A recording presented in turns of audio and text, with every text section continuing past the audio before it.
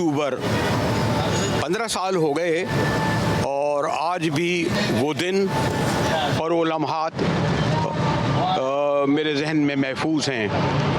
अच्छी तरह याद है कि तवील जलावतनी के बाद जब शहीद मोहतरमा बेनज़ीर भुट्टो से एक हफ़्ते पहले जब मैंने टेलीफोन पर बात की तो मेरे मुंह से निकल गया था कि आप 27 अक्टूबर को आ रही हैं। तो उन्होंने कहा तकल्लुफ़ माफ़, यानी सॉरी टू से की जगह उर्दू का लफ्ज़ इस्तेमाल किया, तकल्लुफ़ माफ़ बरेवली साहब, मैं 18 अक्टूबर को आ रही हूँ।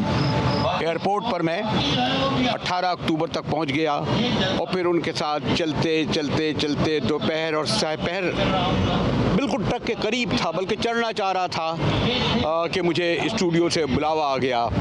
और अभी मैं स्टूडियो पहुंचा नहीं था कि मेरी दोस्त फौजिया वहाब की दहला देने वाली आवाज़ आई जैसे करबला से आ रही है, मुजाहिद बीवी पर हमला हो गया। स्क्रीनों पर एक नहीं 2 हमले दिखाई दिए और फिर 200 के करीब शहीद हुए। देखिए, मासूम अदनान शहीद, मकबूल शहीद, अब्दुल मजीद शहीद, ये शहीद अशरफ ज़रा, शहीद इमाम अली, शहीद पता नहीं इनमें कितने महफूज हैं। 200 से ज़्यादा शहीद हुए थे, मासूम बच्चे। और कोई इन बेशतर शुहदा ने जो वक्त गुजारा, इसमें बेशतर लियारी के लोग थे जो शहीद हुए थे। मैं अभी फौजिया वहाब का जिक्र कर रहा था कि मुझे मुर्तज़ा वहाब आ गए। मुर्तज़ा, मुझे अजीब बात है कि मैं जब स्टूडियो पहुंचा तो मुझे आपकी वालदा फौजिया वहाब की चीखती चिल्लाती ऐसे आवाज़ आई जैसे करबला से आ रही है, मुजाहिद हमला हो गया। मैं फ़ोन किए जा रहा था, इत्तफाक से उनका मिल गया। 15 साल हो गए मुझे उनकी आवाज़ आते। तो बड़ा अफसोसनाक वाक़या था, तारीख़ी वेलकम था बीबी को पाकिस्तान में जमहूरियत से मोहब्बत करने वाले जियालों का। आपने देखा आवाम का एक जम्मे गफ़ीर था बीबी के वेलकम के लिए, लेकिन बस वो जो हासिद हैं जमहूरियत से, जिनको हसद है, जो जमहूरियत के दुश्मन हैं, वो बार बार इस तरह की कोशिशें करते हैं। तो वो कोशिश उनकी थी, लेकिन देखें कि जमहूरियत का जो कारवान है वो आज भी चल रहा है माशाल्लाह। और वो कारवान जो भुट्टो साहब ने स्टार्ट किया था, जिसको शहीद बीबी आगे लेकर गई, आज आसिफ जरदारी साहब और chairman Peoples Party Bilawal Bhutto Zardari साहब इतने सारे जियालों के साथ उसको आगे लेकर चल रहे हैं। एक अच्छी बात यह है, और मैंने कहा ना, मुझे तो आपकी वालदा की 15 साल पुरानी बात याद आ रही है, आवाज़ अभी तक याद आती है। आपको उनकी शक्ल में जब देखता हूँ तो लोग आमतौर पर सवाल करते हैं, आप समझते हैं कि इन शुहदा जो भी थे जिनकी अक्सर लियारी में की थी, उनमें से बेशतर बल्कि सब लोगों की दादरसी हुई, उनको हो सका उन सबको पीपल्स पार्टी की ख़ास बात यह है कि वो उसको ख़ानदान समझती है, अपने हर जाले को, अपने वर्कर को एक घर है हमारा, तो उनको एक घर की तरह वो मोहब्बत मिला, खुलूस मिला। और जो उनको लुक आफ्टर करने के लिए चीज़ें करने की ज़रूरत थी वो पाकिस्तान पीपल्स पार्टी ने बहैसियत सियासी जमात भी की, हमारी कायदीन ने, लीडरान ने उनकी ज़ाती हैसियत में भी की, और सिंध हुकूमत के हवाले से भी किया गया। लेकिन जान तो जान है, अल्लाह ताला उनकी जो कुर्बानियाँ हैं जमहूरियत के हवाले से उसको कभी रायगा ना जाने दे, और जमहूरियत को इस मुल्क में कायम दायम रखे और फलता फूलता रखे। आखिरी बात यह है कि शुहदाए अक्टूबर के खुद के हमलावर भी नहीं पकड़े गए, शुहदाए दिसंबर जिसमें शहीद हुई वो भी नाम तो आए, वो भी बच निकले। मुजाहिद साहब, उसके अंदर एक बुनियादी इशू यही था कि 18 अक्टूबर का जो वाक़या था उसको भी धो दिया गया, 27 दिसंबर का भी जो वाक़या था उसको धो दिया गया, लेकिन जो तारीख वाक़यात होते हैं ना, उसको आवाम कभी नहीं भूलती है। आवाम ने अपने बैलेट के ज़रिए हमेशा फैसला किया, और जो चेयरमैन साहब का स्टेटमेंट है, democracy is the best revenge, जो लोग साजिश में मुलविस थे आज वो कहीं नहीं है। पीपल्स पार्टी का तिरंगा मौजूद है, पीपल्स पार्टी मौजूद है और आवाम के दरमियान मौजूद है। मुर्तज़ा वहाब आ गए थे, गुफ्तगू का सिलसिला मुनक़ते हो गया था, लेकिन ये मैंने कहा ना कि पीपल्स पार्टी का असासा ये वो शहीद हैं जिन्होंने बेपनाह कुर्बानियाँ देकर पार्टी की क़यादत को, बल्कि पार्टी के जो उसको मंशूर को, प्रोग्राम को ज़िंदा रखा हुआ है। उनका कहना था कि हम अपने शुहदा को याद रखे हुए हैं जिनका ताल्लुक़ कराची नहीं, सिंध से नहीं, पूरे पाकिस्तान से था। और यकीनन कोई ऐसी पॉलिटिकल पार्टी नहीं है यहाँ खड़े होकर ख़ास तौर पर मैं कह सकता हूँ जिन्होंने इतनी बड़ी तादाद में शहादतें दी हों। मुर्तज़ा वहाब से गुफ्तगू कर रहा था और मुझे भूलता नहीं हूँ, 15 साल हो गए, साथ साथ था बीवी के। फिर अचानक स्टूडियो बुलाया गया और पहला फ़ोन जब मैंने किया जब हमले के बाद, तो फिर हमारी आपकी दोस्त फौजिया का फ़ोन आया, मैंने कहा ना बिल्कुल बिलबिलाती आवाज़ करबला से आ रही थी, मुजाहिद बीवी पे हमला हो गया। दूसरा धमाका मैंने फ़ोन सुना और फिर इतनी बड़ी तादाद में शहीद हुई। अच्छी बात है कि पार्टी इन शहदा को याद रख रही है और मेरे ख़्याल में इन सब का दादरसी भी हुई होगी। सईद, देखें, एक तो ज़ाहिर है कि जितना बड़ा सानिया था उसका जो असर है वो बहुत अरसे तक रहेगा, जब तक हमारी ज़िंदगियाँ हमारे जहनों पर ये छाया रहेगा। कोई 160-65 से ज़ायद जो है वो पार्टी के कारकुनान शहीद हुए थे और 500 से ज़ायद ज़ख्मी हुए थे। मुझे नहीं याद पड़ता कि दुनिया की पॉलिटिकल हिस्ट्री में पुरअमन सियासी कारकुनों पर इतना बड़ा कोई हमला हुआ हो। और जो शहीद हुए उनमें अक्सरियत नौजवानों की थी। नौजवान का बहुत बड़ी तादाद, हाँ, मुख्तलिफ इलाकों से थे, लेकिन अक्सरियत नौजवानों की थी इसमें। और जो कहा जाता था कि मोहतरमा बहुत अरसा बाहर रही हैं, तो अगर आप उनका एज ब्रैकेट देखें ना, जो बच्चे शहीद हुए थे नौजवान, उनमें से बहुत बड़ी तादाद ऐसी लोगों की थी जिन्होंने बीवी को कभी देखा ही नहीं था। मतलब ज़ाहिर है बीवी काफ़ी अर्सा बाहर रही, वो बहुत छोटे थे, जब आई तो जवान हो गए थे, तो वो थे। अब जितना बड़ा सानिया हुआ, जिस अंदाज में लोगों को नुकसान हुआ, उसका उस अंदाज में तो ज़ाहिर है कंपनसेट करना किसी भी फैमिली को मुमकिन नहीं है। जब ये वाक़या हुआ तो हम उस वक्त हुकूमत में नहीं थे, तो बीवी शहीद ने खुद पार्टी के अपने जो साथी थे उनके साथ मिलके एक फ़ंड कायम किया और उस फंड से कुछ एक नॉमिनल सी इमदाद जो है उन मुतासरीन को की, फैमिलीज़ को की, कुछ थोड़ी बहुत ज़ख्मियों की, कुछ का इलाज करवाया। और उसके बाद जब हम हुकूमत में आ गए तो उस वक्त हुकूमत ने फिर जो शहीद हुए थे उनकी रिहाइश के लिए एक एक घर उनको जो है वो दिया और उनकी फैमिली में एक एक किसी फ़र्द को जो है वो मुलाजमत भी दी। कुछ एक दो लोग रह गए इसलिए कि उनकी फैमिली के अपने कुछ इशूज़, हेयरशिप के मसले, वरासत के मसले थे, वो कुछ हो गए। बाकी जनरली तमाम लोगों को हमने देने की कोशिश की। 18 अक्टूबर याद है अभी तक, किसी से भूलेगा नहीं, किसी से भूलेगा नहीं। इतना सानिया पाकिस्तान की हिस्ट्री में शाज़ो नादरी हुआ है और ये यहाँ हुआ उरुसुल बलाद कराची में, सिंध की दारुल हुकूमत में, हुकूमत की आंखों के नज़रों के सामने, जिसने अपनी अगर थोड़ी सी आंखें खुली रखी होती तो हम इतने माँ बाप को दुखाने से बच जाते। लेकिन ये हमारी सियासी जदोजहद है। उस जदोजहद में हमने पता नहीं कितनी जानें कुर्बान की हैं, हमने पता नहीं कितने कोड़े खाए हैं, जेल गए हैं, फांसियाँ चढ़ी हैं। ये उसी जदोजहद का हिस्सा है। अक्टूबर के इस वाक़े के बाद भी हम बाहर तो नहीं आए।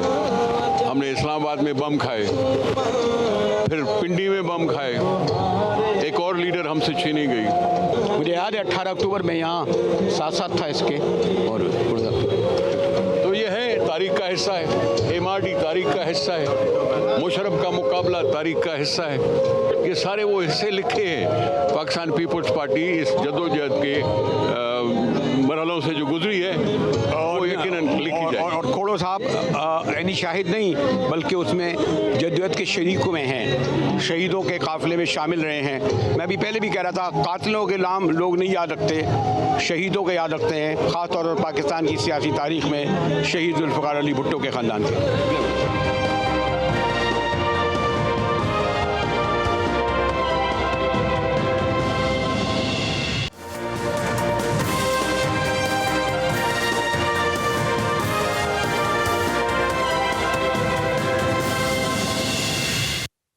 GTV में मुजाहिद बिलवी आपको खुश आमदीद कहता है। बहरहाल 18 अक्टूबर के सान्हे के बाद मैं जब यहाँ आ रहा था तो पूरी एक तारीख़ थी हमारे सामने। पीपल्स पार्टी की, अब की पीपल्स पार्टी की सियासत से, क़यादत से, पॉलिसी से खिलाफ हो सकता है, लेकिन बहरहाल जो एक दूसरा बड़ा इशू आया जिसमें लोग ये कहते हैं कि बल्दियाती इंतखाबात जो सिंध में मुलतवी किए गए, सिंध हुकूमत ने उसकी दरख्वास्त की और ये तीसरी बार ऐसा हुआ है कि जो बल्दिया इंतखाबात होने जा रहे थे वो सिंध हुकूमत की दरख्वास्त पर, कहने पर मुलतवी किए गए। और ये अभी ख़ुद हमारे मुझे ऐसा लगता है कि जिस वक्त प्राइम मिनिस्टर शहबाज शरीफ से मुत्तहदा कौमी मूवमेंट का वक्त मिल रहा था, तो ये कमोवेश वही वक्त था जब ये ख़बर आई कि बल्दियाती इंतखाबात कुछ कहते हैं 3 महीने के लिए, लेकिन कहा जाता है गैर मुअय्यना मुद्दत के लिए मुलतवी कर दिए गए हैं। इस वक्त कराची की जो सूरत है, जिस बर्बादी से सड़कें, नाले, गलियाँ, मोहल्ले, उसमें बल्दियाती ही इदारे ऐसे होते हैं जो काम करते हैं इनका। बहरहाल बड़ी अदालत का फ़ैसला है और कबूल करना ही पड़ेगा। हमारे साथ हमारे ब्यूरो चीफ सीनियर जर्नलिस्ट ज़िले हैदर हैं। जी ज़िले हैदर, मेरा तो ये ख्याल था सुबह को तक के सुप्रीम कोर्ट गालिबन एक बार फिर मुस्तरद कर देगा सिंध हुकूमत की दरख्वास्त, लेकिन आज उन्होंने फिर उनके कहने पर बल्दियाती इंतखाबात मुलतवी कर दिए। और आपसे गुफ्तगू हो रही थी तो मेरे ख्याल आप भी ये एक्सपेक्ट कर रहे थे कि इंतखाब मुलतवी हो जाएंगे ज़िले? शुक्रिया मुजाहिद साहब। देखें, जहाँ तक बल्दियाती इलेक्शन के मुलतवी होने का ताल्लुक़ है तो इसकी 2 वजूहत हैं जो कि काफ़ी अरसे से थी, गर्दिशें कर रही थी ख़बर कि एक तो सिक्योरिटी का बहुत बड़ा मसला है। जो सिंध हुकूमत है और सिंध पुलिस है, उसने ये एप्लीकेशन दी थी कि हम जो है वो इलेक्शन कमीशन को वो सिक्योरिटी फराहम नहीं कर सकते, क्योंकि ज़्यादातर जो पुलिस के एहलकार हैं, पुलिस के जो अफसरान हैं, वो सैलाबज़दा मुतासरा इलाकों में जो है वो अपनी ड्यूटियाँ सर अंजाम दे रहे हैं। तो वो प्रॉपर जो फुल प्रूफ सिक्योरिटी है, क्योंकि कई इलाके ऐसे थे कराची के जो कि सेंसिटिव इलाके समझे जाते हैं, वहाँ पर सिक्योरिटी का होना बहुत ज़रूरी है, तो वो प्रोवाइड नहीं कर सकते थे। इसकी मुलतवी होने की एक वजह ये भी है। जबकि दूसरी दफ़ा अगर इसका पॉलिटिकली सिनेरियो देखें तो उसमें यह है कि पीपल्स पार्टी और एमकेएम अभी उस पोजीशन पे नहीं थी कि वो इस इलेक्शन को विन कर सकें या कोई अच्छी पोजीशन ले सकें। ये जो ज़िमनी इलेक्शन है, इसके रिजल्ट्स भी आपके सामने हैं कि पीटीआई ने जो है वो एमकेएम की जगह अपनी बना ली थी कराची में, जहाँ पे पहले वोट बैंक एमकेएम का समझा जाता था, अब वो पीटीआई के लोग जो हैं उसकी जगह ले चुके हैं। तो इसकी एक वजह ये भी थी, क्योंकि पीपल्स पार्टी तो सिंध को ऑन ज़रूर करती थी, लेकिन कराची के कुछ इलाके जो दही इलाके हैं, जो साइड एरियाज़ हैं या लियारी के इलाके हैं या दही इलाके जिन्हें आप कह सकते हैं, वहाँ पे पीपल्स पार्टी का होल्ड था और होल्ड है और रहेगा। अभी ज़िमनी इलेक्शन में भी इमरान खान को शिकस्त जो है वो मलीर के इलाके से ही हुई है। तो जो कराची का मेन एरिया है वहाँ पे पीटीआई ने अपनी जगह बना ली थी, तो वो नहीं चाहते थे कि इलेक्शन हो और वो पोजीशन जो है वो इस तरह की वाज़ेह हो। लेकिन ज़िले हैदर एक सुप्रीम कोर्ट बहरहाल बड़ी अदालत का फैसला है, लेकिन जो इस वक्त कराची के हालात हैं, गालिबन कौन ऐसा है जो इस पर ना कहता हो कि ये मसाइल बहरहाल फेडरल गवर्नमेंट तो हल नहीं कर सकती, इवन प्रोविंशियल गवर्नमेंट भी हल नहीं कर सकती। हमेशा ये जो नाले का होता है, सड़कों का होता है, पानी का होता है, बारिशों से मुतासरा इलाकों का होता है, ये जो ग्रास रूट का है, ये लोकल बॉडीज़ ही करती हैं, बल्दियाती इदारे ही करते हैं, ये कौंसल लेवल का काम है, सूबाई और कौमी असम्बली का काम तो नहीं कि सड़कें बनाना ये करना। तो सॉरी टू से हमारी फेडरल गवर्नमेंट और आला अदालतों ने इस बात को पेश नज़र नहीं रखा। ज़िले हैदर, देखिए मेरे साहब, मैं ये समझता हूँ, मेरी अपनी एक राय है कि इलेक्शन मुलतवी जो हुए हैं या इलेक्शन मुलतवी जो कराना चाह रही थी सिंध हुकूमत, उसकी एक वजह यह है कि आपने अगर कराची की डायनामिक देखें तो इस वक्त कराची की मुख्तलिफ सड़कें जो हैं वो खुदी हुई हैं, मुख्तलिफ तरक्याती काम मुख्तलिफ इलाकों में जो हैं वो जारी हैं।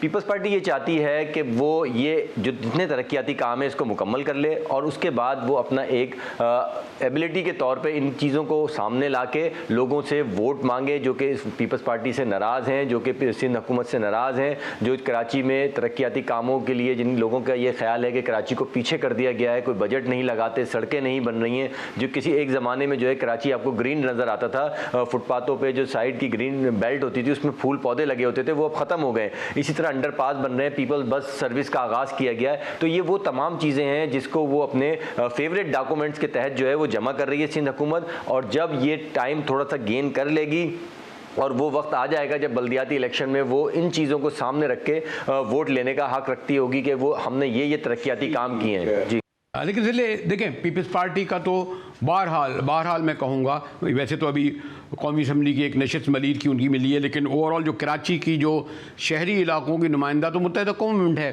पीपल्स पार्टी का इतना स्टेक पे नहीं है। मजमूई तौर पर देखें तो पहले भी और अब भी 3 या 4 कौमी असम्बली की नशिस्तें, सूबाई की 10 या 11 या 12 आप नशिस्तें कह लें, लोकल बॉडीज़ में भी उन्हें कामयाबी तो पास में मिलती है, लेकिन तो असल तो स्टेक कराची में एमकेएम का है।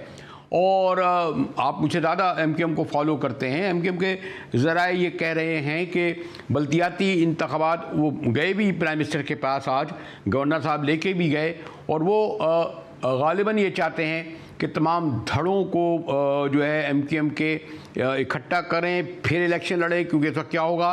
और शायद गालिबन आपसे जो गुफ्तगू हो रही थी, क्या कहते हैं आपके ज़राए, क्या गवर्नर इस बात में कामयाब हो जाएंगे कि आज या कल में, जैसा कि वो दावा कर रहे थे, एमकेएम के जो वो लोग जो अलहदा हो गए थे या घर बैठ गए थे या चले गए थे, उनको मुत्तहिद कर सकेंगे। और वो जो आप दलील दे रहे थे कि जिस तरह पीपल्स पार्टी डेवलपमेंट का काम करके फिर चाहती है कि लोकल बॉडीज़ के इलेक्शन हो, एमकेएम ये चाहती है कि जब मुत्तहिद हो जाएं उनके धड़े, इवन पाक सरजमीन पार्टी के भी कुछ लोग आ जाएं, तो फिर वो इलेक्शन लड़ें। ज़िले हैदर,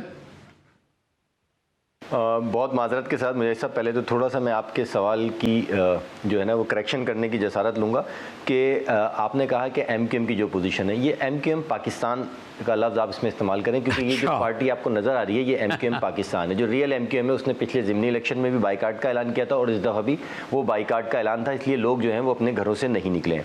दूसरा सवाल था आपका गवर्नर सिंध के हवाले से। तो गवर्नर सिंध जो है इनका, अगर आप शुरू से इनका बायोडाटा देखें और इनकी एक्टिविटीज़ देखें जो सियासी हवाले से, तो मुस्लिम लीग जो एफ है, पीएमएलएफ जो है उसके से प्लेटफॉर्म से इन्होंने सियासत का आगाज़ किया था और उसके बाद फिर इन्होंने एमकेएम ज्वाइन की थी। उस दौरान जो है इनकी तमाम एक्टिविटीज़ ये होती थी कि लोगों में सुलह कराना, टेबल टॉक कराना, बातचीत कराना, और वही टास्क जो है इनको इस दफ़ा भी गवर्नरशिप देने से कबल जो है एक underground meeting, under the table meeting में ही बताया गया इनको कि इन्होंने तमाम धड़ों को, तमाम चीज़ों को एक जगह करना है। इसी हवाले से कल एक इंतहाई अहम इजलास गवर्नर हाउस में हो रहा है, जिसकी सदारत गवर्नर सिंध खुद कर रहे हैं। इसमें तमाम एमकेएम से ताल्लुक़ रखने वाले एमपीएस को बुलाया गया, कुछ जिम्मेदार भी आएंगे। जो मेरे ज़राए हैं जो इस बात की ये तस्दीक कर रहे हैं कि डॉक्टर फारूक सत्तार, जो कि एमकेएम में एक बड़ा नाम और सीनियर सियासतदान की हैसियत रखते हैं, उनकी शमूलियत दोबारा मुतवक्को है, वो दोबारा शामिल होना चाह रहे हैं। इसी तरह पीएसपी के कुछ बड़े नाम हैं, वो भी इसमें शमूलियत अख्तियार करना चाह रहे हैं। जबकि एमकेएम पाकिस्तान के कुछ नाम जो हैं जिनको तहफ़्फ़ुज़ात थे इन अफराद के पार्टी में शमूलियत के, तहरीक में शमूलियत के, उनके बाहर जाने की इतलात हैं कि वो किसी बहाने से बाहर जाएंगे और फिर अपनी बाकी जो सियासी ज़िंदगी है वो बाहर से बयानात के ज़रिए करेंगे। तो ये एक ख़बर है जो कि कल शायद डिस्क्लोज़ हो, जब इजलास के बाद ये पता चले कि डॉक्टर फारूक सत्तार की दोबारा जो है शमूलियत एमकेएम पाकिस्तान में जो है उसका इम्कान रोशन हो जाएगा। ज़िले, आपने बिल्कुल मुझे दुरुस्त कहा, लेकिन जब मैं ये कह रहा था कि एमकेएम और मुत्तहिदा, तो आपने कहा पाकिस्तान, लेकिन जो ग्राउंड रियलिटी ये भी तो है ना कि लंदन यहाँ मौजूद नहीं है, और जो भी एमकेएम है, इस पस मंज़र में मेरा ये सवाल है कि ये वाली एमकेएम जो यहाँ के धड़े हैं, क्या वो रिज़ल्ट दे सकेंगे लोकल बॉडीज़ के इलेक्शन हो या आने वाले इलेक्शन हो? क्योंकि सॉरी टू से जिस तरीके से एमकेएम लंदन ने कन्वर्ट किया स्टेट से, गालिबन अभी बहुत जल्द तो नहीं लगता कि वो किसी भी सूरत में उनकी सियासत, उनकी पॉलिसी यहाँ वापस आए। इसीलिए मैंने कहा कि ये जो अगर गवर्नर कामयाब भी हो जाते हैं आपके कहने मुताबिक, फारूक सत्तार भी आ जाते हैं, पीएसपी के भी एक दो रहनुमा आ जाते हैं, आपका ख्याल में शायद इशरत उल-इबाद भी आ जाते हैं, तो क्या वो रिजल्ट दे सकेंगे ज़िले हैदर? जी देखिए, माइनस लंदन के बाद आपने देखा कि जितने भी इलेक्शन हुए हैं, चाहे वो ज़िमनी इलेक्शन हो, चाहे वो जनरल इलेक्शन हो, चाहे इनकी पार्टी के अंदर अपने इलेक्शन हो, उसमें आवाम रोडों पे नहीं आई है, आवाम ने वोट कास्ट नहीं किया है। वोट का तनासुब जो है वो 5, 7 या अंडर 10 रहा है हमेशा। इसके बरक्स अगर आप वो पिछला दौर देखें जब एमकेएम मुत्तहिद थी और इसकी तमाम उसका कोई धड़ नहीं बना था, तो उस दौरान जो है जो वोट कास्ट करने का होता था वो अबव 50 होता था। तो जब तक ये पोजीशन कराची में नहीं आएगी, एमकेएम अपना वोट बैंक दोबारा हासिल नहीं करती, कराची की डायनामिक ठीक नहीं हो सकती, कराची में तरक्याती काम नहीं हो सकते, और कुछ जो उर्दू बोलने वालों को तहफ़्फ़ुज़ात हैं वो पूरे नहीं हो सकते, क्योंकि अभी जो धड़ हैं, कई धड़ बन चुके हैं और इस धड़ों के अंदर भी कई धड़ हैं, तो उनको एक जगह करना जो है वो एमकेएम के लिए बहुत ज़रूरी है। अगर नहीं होगा तो फिर वही बात होगी कि तुम्हारी दास्तां तक ना होगी दास्तानों में। शुक्रिया ज़िले हैदर न सिर्फ बल्दियाती इंतखाबात होने के मुलतवी होने का पस मंज़र बता रहे थे, बल्कि उनका ये कहना है, जिसको मैं इंकिशाफ या ब्रेकिंग न्यूज़ कहूँगा, कि कल होने वाले गवर्नर हाउस में इजलास में MQM के कई ऐसे नाराज़ अरकान जो चले गए थे वो वापस आएंगे। एक दो नाम इन्होंने बताए, लेकिन उससे ज़्यादा नामों के बारे में हमें इत्तला मिली है। और क्या गवर्नर सिंध की मौजूदगी में जो लोग शामिल होंगे, बल्कि ये भी कहा जा रहा है कि पाक सरजमीन पार्टी के भी अहम रहनुमा, जी हाँ अहम रहनुमा, चाहे शायद दो बड़ों में से एक भी वहाँ पर शामिल हों। लेकिन आज MQM की क़यादत ने प्राइम मिनिस्टर शहबाज शरीफ से मुलाकात की, और एक ऐसे वक्त में की जब सुप्रीम कोर्ट जो है वो बल्दियाती इंतखाबात के हवाले से अपने तहफ़्फ़ुज़ात का इज़हार प्राइम मिनिस्टर कर रहा था। गुफ्तगू करेंगे इस इशू पर। ब्रेक के बाद हमारे साथ रहिएगा।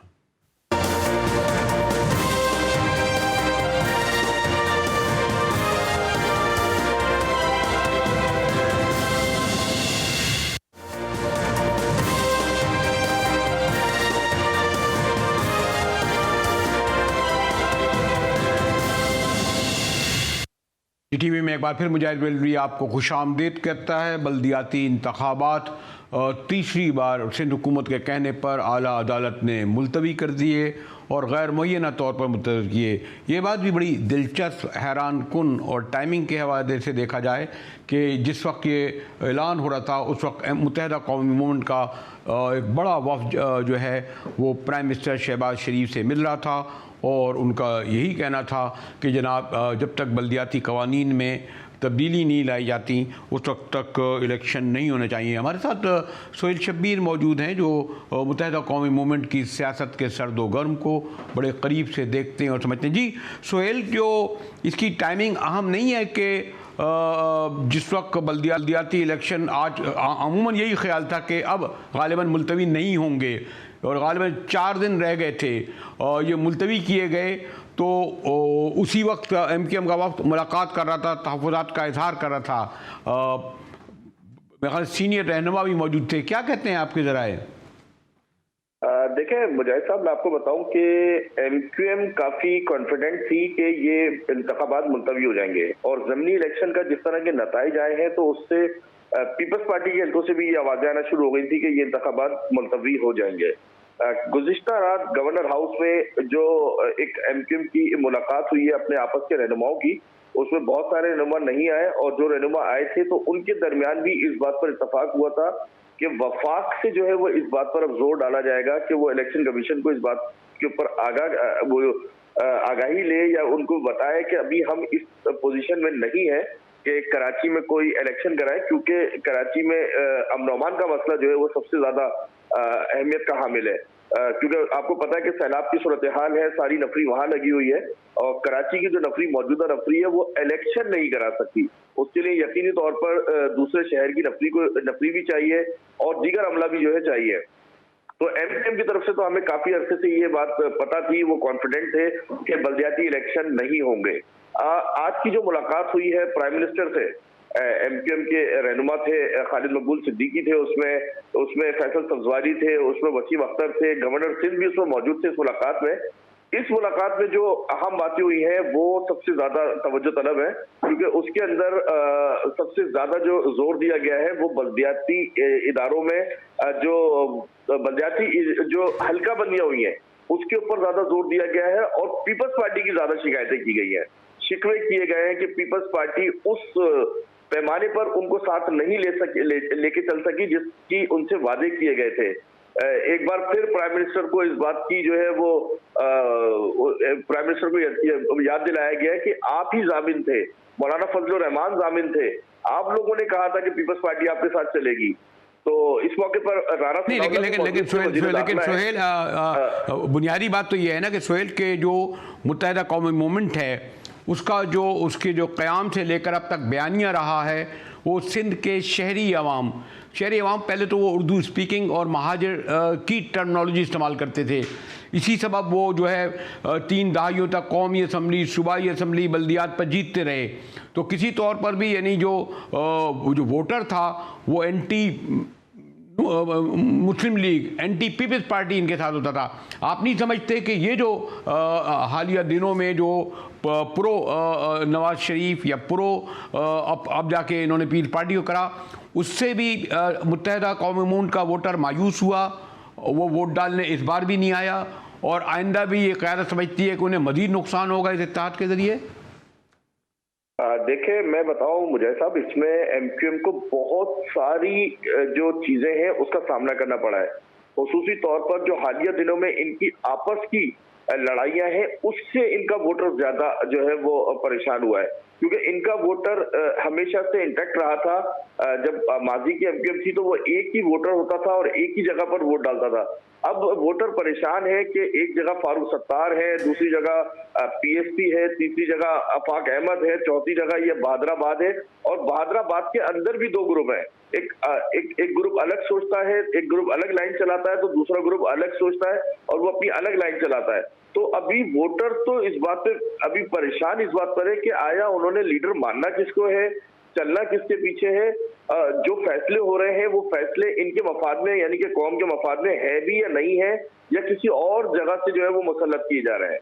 सोहेल, अगर मैं जल्दी से आपसे अगर कंक्लूडिंग सवाल पूछूं कि मुझे हमारे ब्यूरो चीफ ज़िले हैदर का ये कहना था कि गवर्नर हाउस में कल कोई अहम इजलास होने जा रहा है, और ये भी तवक्को की जा रही है कि डॉक्टर फारूक सत्तार उसमें शामिल हों, बल्कि एक पीएसपी के एक बड़े अहम रहनुमा का भी नाम लिया जा रहा था, और शायद कुछ ऐसे रहनुमा जो बहुत अहम इस वक्त दिखाई दे रहे हैं वो शायद इसमें ना हों। तो आप तस्दीक इस बात की करते हैं कि कोई ऐसा इजलास होगा और फारूक सत्तार और अहम रहनुमा उसे शिरकत करेंगे और कुछ नहीं करेंगे? बिल्कुल, देखिए मुजैद साहब, मैं बताऊं कि कल रात को भी गवर्नर हाउस में एक इजलास हुआ है, और आज दिन में भी चंद एमक्यूएम के लोग जो है वो गवर्नर हाउस में बैठे हैं, और आइंदा आने वाले दिन में भी जो है वो एक अहम इजलास होने जा रहा है। इसमें क्या क्या चीजें होंगी ये तो वक्त बताएगा, लेकिन जो हमारी इत्तलात है उसके मुताबिक डॉक्टर फारूक सत्तार को दोबारा पार्टी में लाने के लिए जो है वो राहें हमवार की जा रही हैं, और जो पीएसपी के हवाले से बताया जा रहा है वहां से भी बहुत जो है वो आवाजें आ रही हैं कि वहां से भी कोई बड़े रहनुमा जो है वो फारूक सत्तार को ज्वाइन करेंगे, इस एमक्यूएम को ज्वाइन करेंगे। लेकिन जब हमारी पीएसपी के उन लोगों से बात हुई है तो उन्होंने अभी इस मामले को बिल्कुल जो है वो अभी मना किया है और तरदीद की है कि ऐसा कुछ नहीं होने जा रहा। लेकिन उनका ये कहना जरूर था पीएसपी के रहनुमाओं का कि अगर कराची के मफाद के लिए कोई फैसला किया जाता है तो उसके ऊपर सोच विचार की जा सकती है। मतलब उन्होंने बिल्कुल इस मामले को खत्म नहीं किया, उसके अंदर एक गुंजाइश छोड़ी है।